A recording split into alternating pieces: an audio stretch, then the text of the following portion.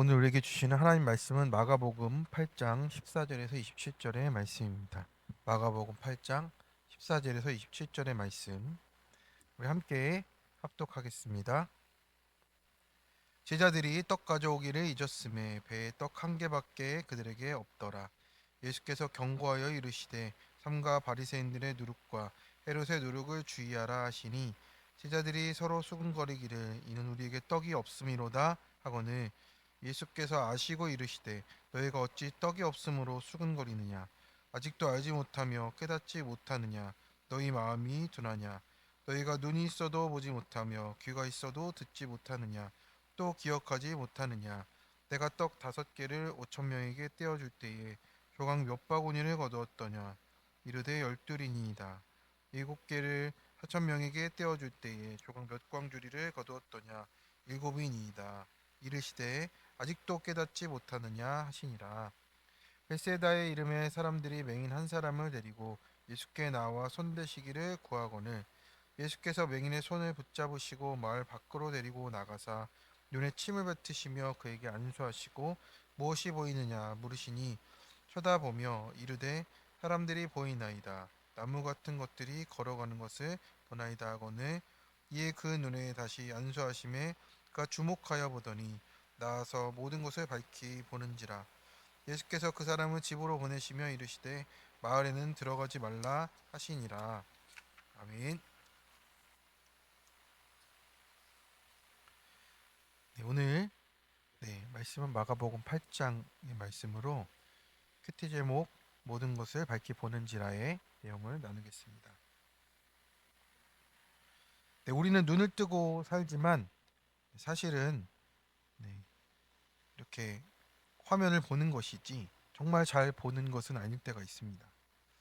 상황은 보이는데 하나님의 뜻은 안 보이는 거예요. 문제는 크게 보이고 은혜는 작게 보이는 우리의 시력이 그렇습니다.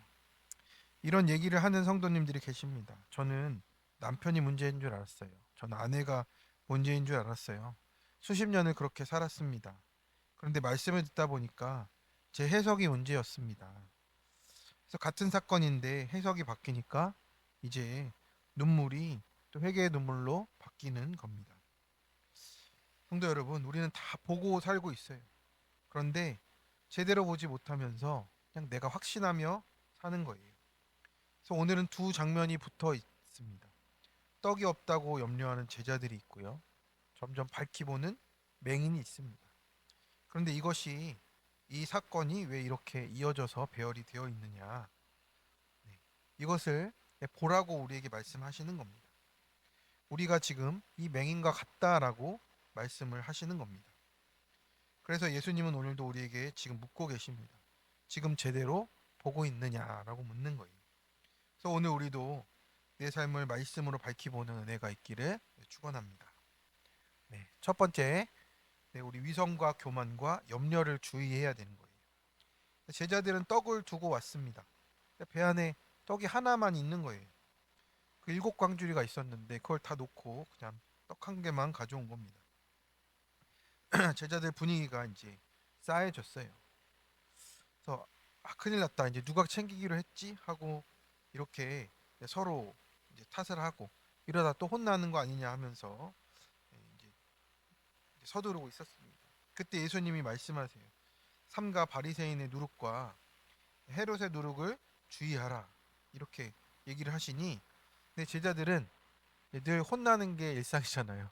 그러니까 이제 또 혼난다 생각하는 것 같아요. 그래서 엉뚱한 해석을 합니다. 우리가 떡을 안 가져와서 그렇구나. 그러니까 이제 어떤 주님은 얘기만 하셔도 그냥 혼나기만 하는 것 같아요. 여러분 이 장면이 참 안쓰럽지 않습니까? 5천 명, 4천 명을 먹이신 예수님이 지금 배에 함께 계신 거예요. 그런데도 떡 걱정을 하는 것이 우리의 모습과 닮아 있다라는 거예요. 어떤 분이 이제 사업이 흔들리니까 그동안 받았던 은혜는 다 잊어버리고 이렇게 말하는 겁니다. 이제는 끝난 것 같다. 그게 아닌 겁니다. 우리가 끝난 게 아니라 은혜를 잊은 것이다. 우리가 이렇게 해석을 해야 되는 겁니다. 그래서 우리가 은혜를 잊으면 현실이 커지고 은혜를 기억하면 하나님이 커지는 거예요. 내가 바리새인의 예, 누룩과 이제 헤롯의 누룩을 주의하라고 주님이 지금 말씀하셨습니다. 제자들이 들어야 될 말을 지금 말씀하시는 거예요. 바리새인의 누룩은 위선이에요. 내 겉으로 믿음 있는 척 하는데 내 속은 계산하는 믿음이잖아요. 또 헤롯의 누룩은 또 뭡니까? 세상의 권력과 그것을 의지해서 교만한 마음이 하나님보다 눈에 보이는 조건들을 붙들고 내가 가지고 있으므로 내 교만하게 되는 우리의 모습입니다. 믿음이 자리 잡지 않으면 위선 아니면 이 교만 속에 우리가 빠져 들어가는 거예요. 그래서 제자들은 또 어떻습니까? 제자들은 또 염려에 빠져 있는 거예요.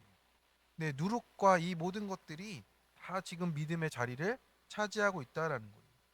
위선과 교만과 염려가 지금 삼박자가 딱딱 맞는 겁니다. 네, 은혜가 없는 자리예요. 그런데 예수님은 떡 얘기를 하신 게 아니고 제자들이 지금 영적인 의미를 전혀 못 알아듣고 있다라는 뜻입니다. 아, 우리가 떡을 안 가져와서 그렇구나. 내가 주님 앞에 이걸 안 해서 그렇구나. 이제 이런 게 아니라는 거죠. 우리가 정말 믿음의 온전한 자리를 잡아야 되는데 그것을 붙잡고 있지 못하다라고 지금 말씀하시는 겁니다. 제자들은 어떻습니까? 오병이어와 이제 칠병이어의 이제 급식의 기적을 다 경험했습니다. 그런데 계속 걱정하고 염려하니까 예수님이 답답해서 말씀하세요. 아직도 깨닫지 못하느냐? 눈이 있어도 보지 못하느냐라는 거예요. 그러니까 문제는 떡이 아니었고 해석이었잖아요. 기억하지 못하고 믿음이 없는 것이 문제입니다. 그래서 위선과 교만과 염려는 환경에서 오는 것도 있지만 망각에서 오는 겁니다.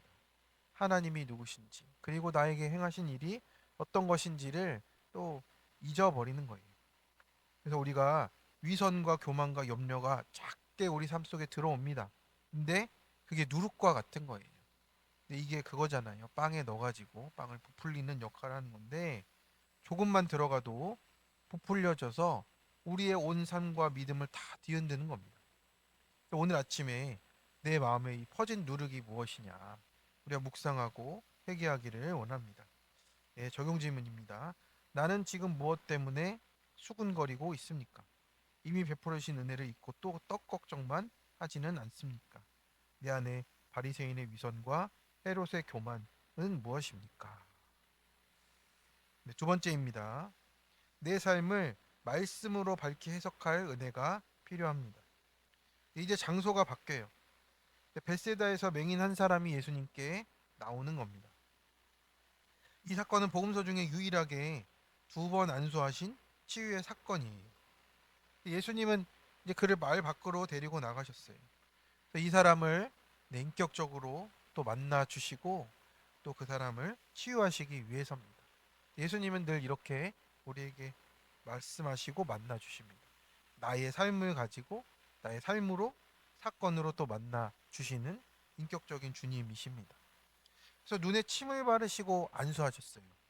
근데 무엇이 보이느냐 했더니 맹인이 사람들이 보이는데 나무 같은 것들이 걸어 다니는 것 같아요 라고 합니다. 근데 보이긴 보이는데 이제 정확하지 않은 거죠. 흐릿해요. 왜곡되어 있고 이것이 우리의 영적인 상태입니다. 그러니 흐릿하게 행동하게 되고 또 우리가 자꾸 세상에 넘어지게 되는 겁니다. 어떤 아내는 이렇습니다. 남편을 보면 저 인간은 평생 안 변한다고. 네, 나무처럼 딱 굳어 보입니다. 또 어떤 부모는 자녀를 보면 쟤는 왜 저 모양이냐. 네, 문제덩어리로 보입니다. 보이긴 보이는데 하나님의 긍휼이 아니고 구원의 관점이 아니에요. 저도 이 말씀을 준비하면서 이게 제 모습 같습니다. 저도 내 아내가 안 변한다 하고 제 아들을 보면서 쟤는 왜 아직도 저러고 있지 이게 저희의 그 주제인 것 같아요. 저도 참 흐릿하게 보는 사람이 맞는 것 같습니다. 우리는 말씀을 듣습니다. 그러나 사람을 나무 같은 것으로 보는 거예요. 배우자를 문제로 보고 자녀를 짐으로 보고 성도 간의 피곤한 존재로 본다면 우리가 말씀 없이 다 왜곡된 눈으로 보고 있다라는 거예요. 예수님이 다시 안수를 해주세요. 그제서야 모든 것을 밝히 보는지라. 그래서 헬라어로 테라우고스라고 합니다. 그러니까 멀리까지 또렷하게 본다라는 뜻이에요. 시력이 회복된 것만이 아니고 해석이 회복된 거잖아요. 그래서 오히려 구속사는 해석의 전환이고 회복이 되는 겁니다. 처음에는 우리가 나무처럼 보여요. 네, 억울함으로 보입니다. 또 상처로 보여요. 그런데 말씀이 이제 덮이는 겁니다. 주님의 말씀이 우리 가운데 덮이면 그 사건이 이제 사명으로 보이기 시작하는 거예요. 근데 같은 남편인데 말씀으로 보면 내 거룩을 위한 도구로 보이게 되는 것이고, 같은 자녀인데 내 교만을 깨는 선물로 보여지는 겁니다. 같은 사건인데 나를 구원하시는 하나님의 사건으로 보여지는 겁니다. 근데 왜 예수님은 한 번에 고치지 않으십니까? 근데 우리의 깨달음이 점진적이기 때문에 그래요. 처음엔 흐릿하고 그래도 주님의 손을 놓지 않으면 두 번째 안수가 있습니다. 주님의 손이 닿는 것처럼 말씀이 내 눈에 마음에 닿아서 해석이 바뀌게 되는 겁니다. 그러니까 닿는 만큼 변하게 되는 거예요. 그러니 우리가 말씀에 계속 붙어가고 매일 큐티하는 것을 놓치지 말아야 되는 겁니다. 또 하나, 예수님은 그를 마을로 다시 들여보내지 않으셨어요. 밝히 보았으면 이전의 해석의 자리로 들어가지 말라라는 거예요. 성도 여러분, 말씀으로 은혜 받았는데 집에 가자마자 예전 방식으로 해석하는 우리의 모습이 있잖아요. 저도 마찬가지잖아요. 제자들도 눈이 있었지만 못 봤습니다. 맹인은 눈이 없었지만 보게 되었습니다. 차이가 무엇입니까? 자기가 맹인됨을 인정했느냐라는 차이입니다. 주님, 저는 또 똥만 봅니다. 주님, 저는 또 사람을 나무처럼 봅니다.를 우리가 고백하며 주님께 나아가기를 원합니다. 그래야 주님의 두 번째 안수가 우리 가운데 임하는 거예요. 작년 큐티의 간증을 받습니다. 30년 동안 세상 성공과 물질의 떡만 쫓고 모으면서 인생의 전부라 생각한 성도님입니다. 가정에서 떡을 욕심내지 않는 아내와 자녀들을 다그치고 교회에서 주일학교 교사를 하면서 아이들에게는 현실의 떡이 있어야 된다 가르쳤습니다. 직장에서 기독교인으로 믿음인 척하면서 양심을 속이고 음란과 거짓 거래처로 뒷돈을 받았습니다. 욕심과 교만의 노력으로 어쩔 수 없잖아, 이 정도는 괜찮지, 합리화하고 살았는데 속지 않으시는 하나님이 회사가 부도나는 사건을 주셨고 개업한 식당을 정리하게 하셨고 40년 지기에게 사기를 당하며 모든 것을 잃게 되었습니다. 가슴이 답답해 뜬 눈으로 또 떡 한 개밖에 없는 상황에서 매달 월세와 공과금을 걱정하며 또 회생 절차를 밟는 자신의 삶을 살아가고 있습니다. 주님이 몇 바구니를 거두었더냐 이렇게 물어보시는데, 육적으로 가장 힘든데 지금 영적으로 가장 풍족한 때를 보내고 있다고 이렇게 고백을 하십니다. 12바구니, 7바구니를 거두었다고 고백하고 싶다고, 인생의 목적이 행복이 아닌 것을 거룩임을 깨닫게 하심에 감사를 드리고 지금의 내 이 삶이 약기류로 쓰이길 또 해석하면서 또 지금 나를 사기로 몰아넣었던 40년 지기의 지인과 그 가족을 미워하지 않기로 적용하고 있다라고 말씀을 하십니다. 그렇습니다. 내가 맹인되었었구나를 우리 이 집사님도 보신 것 같아요. 우리가 알고 있다 생각하고 또 내가 본다 생각하면 두 번째 안수를 누릴 수가 없습니다. 두 번째 안수를 우리가 간구하기를 원합니다. 그래야 우리가 살 수 있어요. 지금의 상황에서 믿음으로만 그리고 회개로만 우리가 하나님 앞에 나아갈 수 있습니다. 성도 여러분, 오늘도 사건은 동일합니다. 바뀐 것은 없어요. 그런데 우리 주님의 두 번째 안수로 해석이 바뀌면 인생이 바뀌는 줄 믿습니다. 그래 주님의 손에 붙들려 모든 것을 밝히 보는 은혜가 우리 모든 성도님들의 있기를 축원합니다. 적용 질문입니다. 나는 누구를 나무처럼 보고 있습니까? 아직도 억울함과 상처의 해석에만 머물러 있습니까? 큐티 말씀을 통해 두 번째 안수를 매일 받고 사람과 상황을 해석하는 은혜를 누리고 있습니까? 함께 기도하겠습니다. 주님, 눈이 있어도 보지 못하고 귀가 있어도 듣지 못한 저희를 불쌍히 여겨 주옵소서. 떡이 한 개밖에 없다고 수군거리던 제자들처럼 이미 부어주신 은혜는 잊어버리고 부족한 것만 바라보며 염려했던 것을 회개합니다. 5천 명을 먹이시고 4천 명을 먹이신 주님이 지금도 내 인생의 배에 함께 타고 계신데 여전히 떡 걱정을 하며 불안해했던 저희의 불신앙을 용서하여 주시옵소서. 우리 안에 숨어있는 바리새인의 위선 같은 누룩이 있습니다. 헤롯의 누룩처럼 세상의 권세를 의지하고 교만했던 믿음을 누룩이 있습니다. 주님, 우리는 제자들처럼 또 염려하고 있습니다. 하나님, 그러면서 보고 있다고 착각하는 우리의 어리석음을 주님 용서하여 주시옵소서.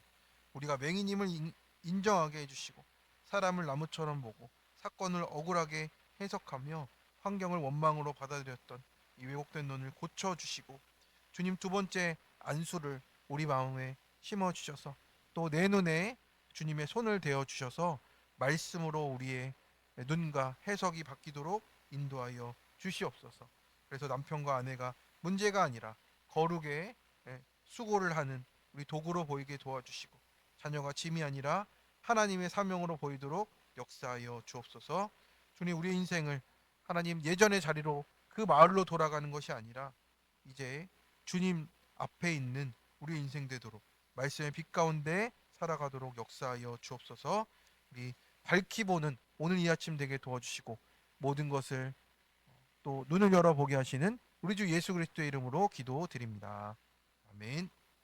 우리 함께 말씀